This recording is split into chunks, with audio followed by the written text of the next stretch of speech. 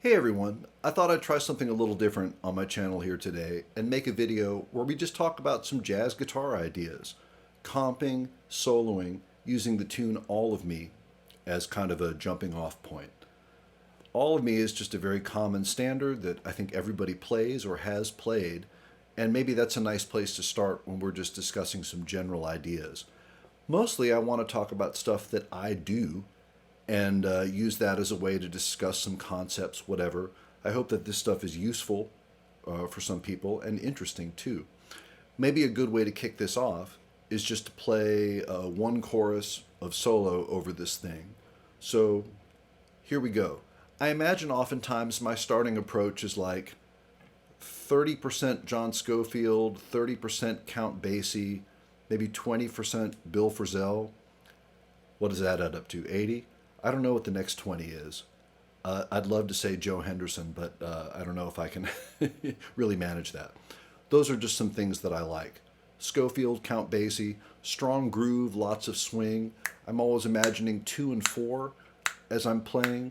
So those are just things that I'm thinking about. If you have a chart for All of Me, you might be interested in following along with that or just keeping that close by because that's going to be the tune that we're talking about here.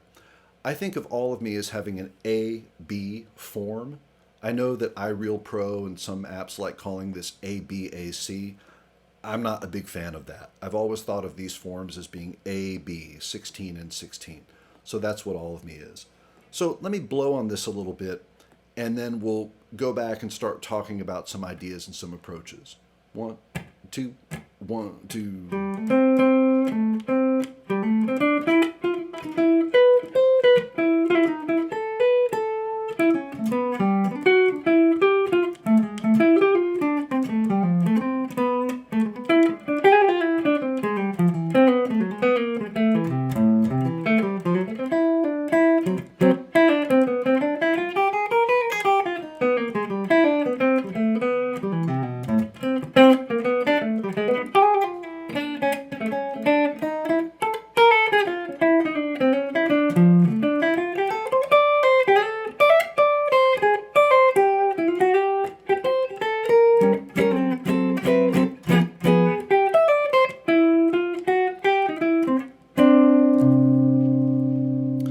Two things jump out at me there at the end.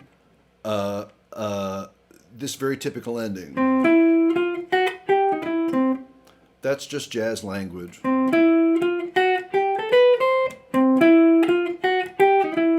I guess it's that Ellington ending that's originally from A Train. And then I just kind of reached for a second interval because I like the crunch of that. Seconds, I think, are kind of an underexplored interval, and maybe for me this is this Bill Frisell influence. But I'm thinking of this C and this D at that moment as being a way to express C major, C majorness. And that's really what a C major chord is when you get down to it. A C major chord is not you open up your chord book and play this collection of notes. I mean, it could be that. The bigger picture of any C major chord is that it's trying to express a sense of C majorness, right? That's what, I mean, when we really see C major 7, sure, there's an exact formula for that, but anything that gives us a sense of C majorness and isn't incompatible with C major, importantly, can't play a B flat and still have it be C major 7. That's a C7 at that point. So this might be kind of minimal, but it doesn't break any rules, really. Is it what everybody wants? I don't know, but it is what I wanted at that moment. So this also would work. C, D, E. You can also move these seconds through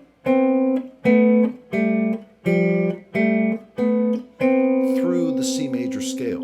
All I'm playing here is notes of C major, changing the shape of the interval to fit it as I need to.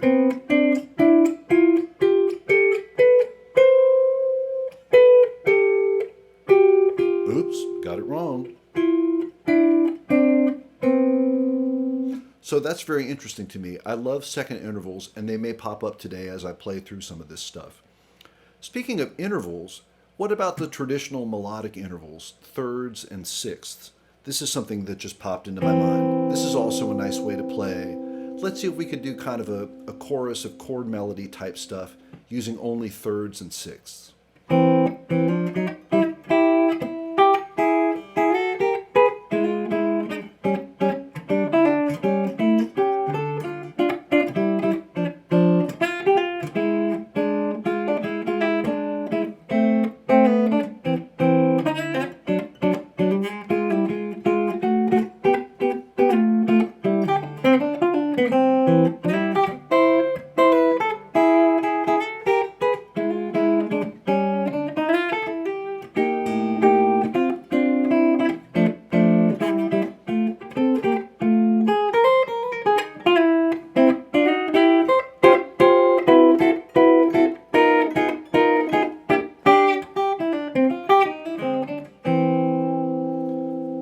last little lick is a special one to me. Where does that come from? That feels more Count Basie to me, more classic swing.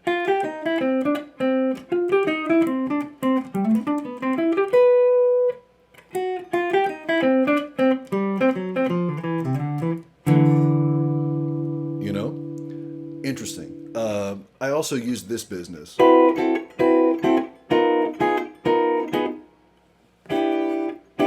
I want that. That's a C major 7 voicing. Now, I guess that gets into like Johnny Smith territory. I've got pretty average sized hands. I've always said with these, you know, this is a Gibson, so it's a 24 3/4 inch scale length, not a Fender scale length. So it's a little shorter, you know. But yeah, this is, you got to really want these. But this sound, this is D7. I guess this is like a tritone sub. This is sort of like D flat 7 or G7 altered. This is something we might get in today, the different types of 7th chords when you have a functional dominant, a 5 resolving to 1. If it's a G7, for example, resolving to C, there are only but so many dominant chord treatments without getting into some like scale syllabus stuff. There are only 4 that are in common use. If I remember, we might get into that. I made a video about that, I think on Insta or something. But anyway, that's the voicing. That's a little bit athletic.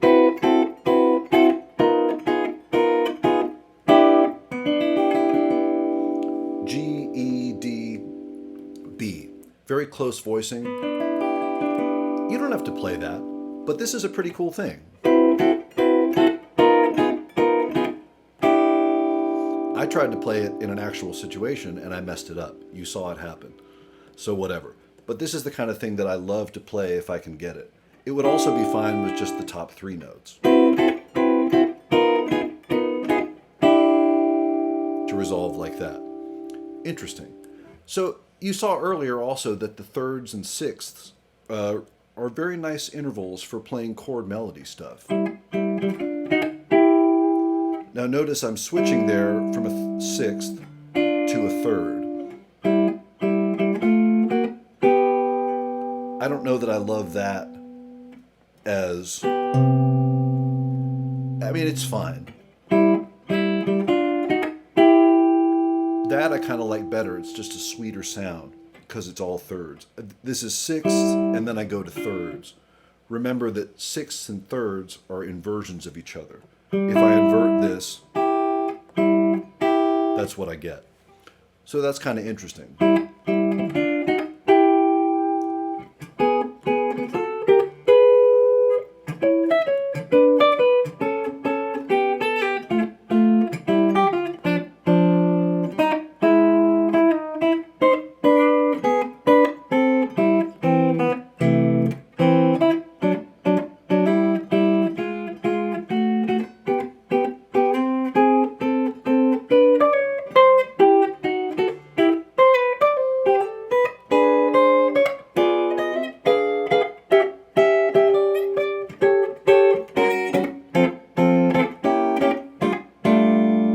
That's kind of interesting. I don't remember what the first chord was there.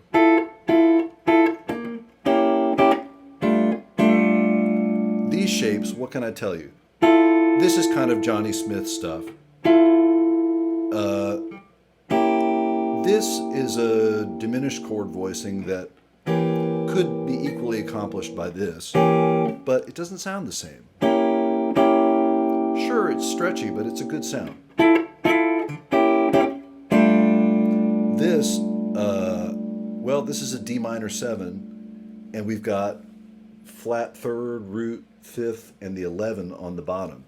It's just a cool structure. It occurs to me that voicings are content, the notes that they have in them, and then the structure that we use to convey that, or the structure that, you know, a major triad can be a lot different depending on the structure that you use. So content and structure. It's nice if you can find an interesting structure, and that's a word I'm choosing carefully. It just has to be interesting to you. Nobody else has to like it. I think this sounds great for D minor, much more than, no cowboy chords. So that's pretty cool. I just think that's a satisfying thing to play. The last part of All of Me is fascinating, by the way. 4 major, 4 minor, 1 minor or 3 major, or excuse me, 1 major or 3 minor, and then some kind of A7, 6 dominant, I guess that is. It's a good voicing. 2 dominant, 2 minor, 5, 7, 1. And then any kind of turnaround that you want. I know the real book has C, E flat, D. There's no real reason for that E flat. It's fine. If you want to play A7, there's plenty of history to back you up. So you go for it. Let me try a little more free-flowing chord melody type approach that isn't just thirds and sixths. We'll try a chorus like that, but I may stop if something interesting comes up. We'll see if that happens.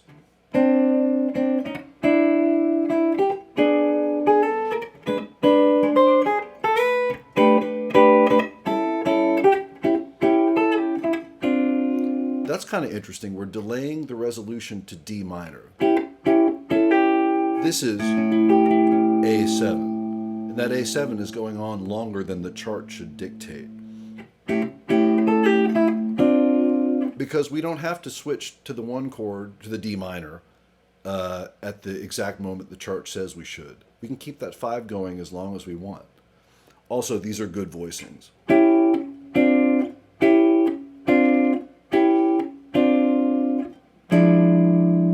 I like this E7. We've got the flat 9 down low here. That's something you have to be careful of. Jazz guitar players are always playing G7 like this. That can be cool, but this is awful low for a flat 9. I don't do that. But I will put it here. Sure, it's not so low that we're breaking any rules. Okay, E7.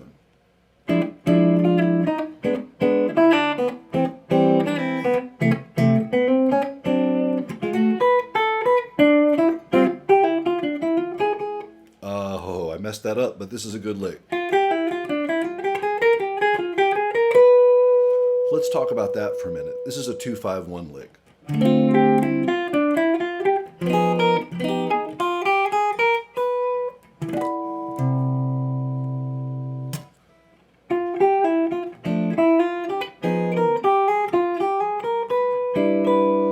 This is this really interesting idea. Basically, the idea is anything that you play on the 2 chord, you can raise it by a minor third, and then it works over the 5 chord. That might be interesting to investigate more thoroughly, but mostly this is a lick that you can understand just based on its melodic content. That's just a nice shape. If we move that up 3 frets,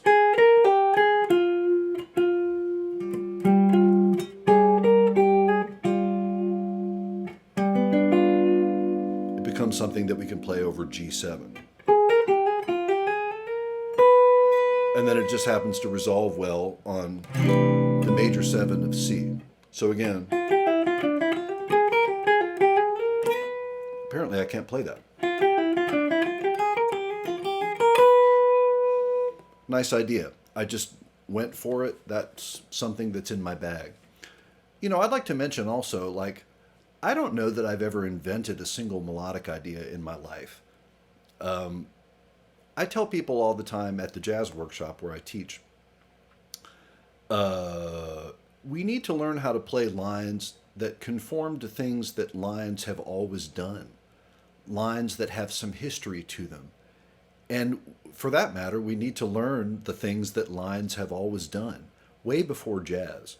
Basically, the history of melodic thought that is actually available to us, either through manuscripts or recordings. Everything that melodies have done. A lot of very smart people have come up with this stuff. Melodies come from humans, I guess, right? So somebody somewhere had to be the first person to play. I don't know who, maybe some smart person knows. Would you even research that? I'm not sure. But yeah, that's just a plausible melody to play. It's a good sounding thing you can play. Let me pick up All of Me here. I'm going to start on this B note. Let's see if we can keep that going for a little while and voice lead that through some stuff. This is the middle of the tune.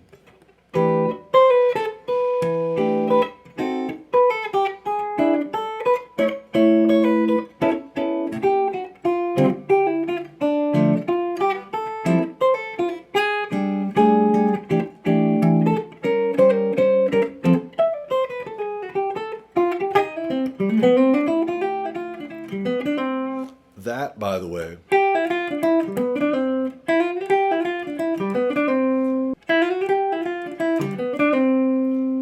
that is a Duke Ellington tune called Jack the Bear. Amazing. It's a beautiful line.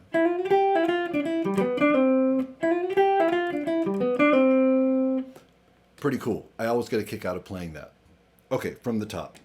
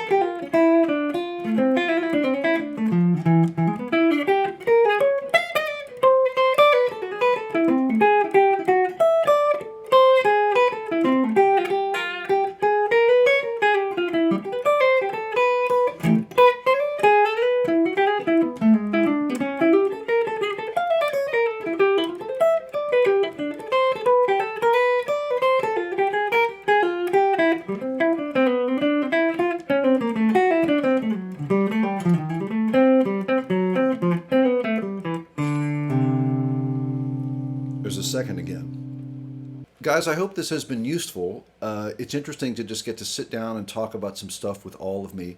Hopefully some of these concepts are interesting. Please let me know in the comments if I can elaborate on anything that I've touched on here. If you liked this video also, be sure to subscribe so you don't miss anything that I put out. I intend to be doing a lot more of these kind of stuff, and if it's useful, I hope that you'll tune in. Thanks everybody. I'll look forward to seeing you next time. Good luck with the guitar. See ya.